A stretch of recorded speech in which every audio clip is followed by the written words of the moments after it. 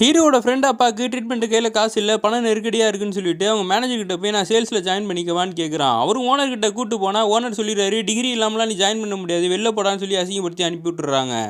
ஹீரோவும் அவன் ஃப்ரெண்டை பார்த்து எனக்கு போலீஸில் வேலை கிடைச்சா நான் என்னடா பண்ண முடியும், நீ ட்ரை பண்ண உனக்கு கிடைக்கலன்னு சொல்லும் போது என்னால் தான்டா நீ ட்ரை பண்ண, நான் தான் உன்னை ஊக்குவிச்சேன், இப்போ நீ என்னை கண்டுக்கவே மாட்டேங்கிற, அந்த பொண்ணு பின்னாடி சுற்றிக்கிட்டு காலேஜ் போயிட்டு இருக்கியான்னு உடனே இவனுக்கு 2 பேருக்குள்ளே சண்டையாயிடுது.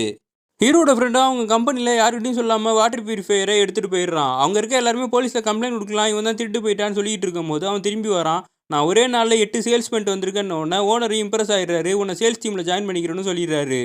இந்த பக்கம் ஹீரோவோட அம்மாவுக்கு சத்துணவில் சாப்பாடு செய்கிற வேலை கிடச்சிருது. அதே டைம் வந்து அவன் காலேஜுக்கும் போகாமல் இருக்கான். ஹீரோயின் ஃபோன் பண்ணி ஏன் காலேஜுக்கு வரலன்னு கேட்டால் உடம்பு சரியில்லைன்னு சொல்கிறான். அவன் நேரில் கூப்பிட்டு கேட்குறா ஏன் வரமாட்டேன்ற போது அவன் சொல்கிறான், நான் போலீஸ் வேலை செய்யணும்னு தான் நினச்சேன், இந்த காலேஜ் படிக்கணும்னு எனக்கு ஆசை இல்லைன்னு சொன்னால், நீ கடைசி வரைக்கும் இப்படியே தான்டா இருக்க போகிற, ஒழுங்காக காலேஜை முடின்னு சொன்னாலும் கேட்க மாட்டான். என்னோட வீடை கட்டணும், அதான் என்னோட ஆசை அப்படின்னு சொல்லிட்டு அவனும் சண்டை போட்டு வந்துடுறான்.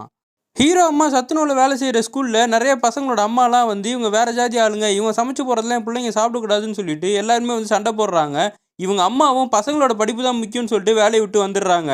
இவன் வந்து அவங்க அக்கா கிட்ட சொல்லி ஃபீல் பண்ணிட்டு இருக்கான், நான் மட்டும் போலீஸாக இருந்தேன்னா இந்நேரம் கேள்வி கேட்டவன் எல்லாம் வாயும் உடச்சிருப்பேன்னு சொல்லி. ஹீரோவும் அவனுக்கு போலீஸ்லேருந்து அப்பாயின்மெண்ட் ஆர்டர் வரும்னு பொறுத்து பார்க்குறான். குடும்பம் ரொம்ப கஷ்டத்தில் இருக்கிறதுனால இதுக்கு மேலே சரிப்பட்டு வராதுன்னு சொல்லிட்டு சிட்டிக்கே கிளம்பி போய் அங்கே துணிக்கு சாயம் போடுற ஒரு கம்பெனியில் சின்ன ரூமில் தங்கிட்டு வேலை பார்த்துக்கிட்டு இருக்கான்.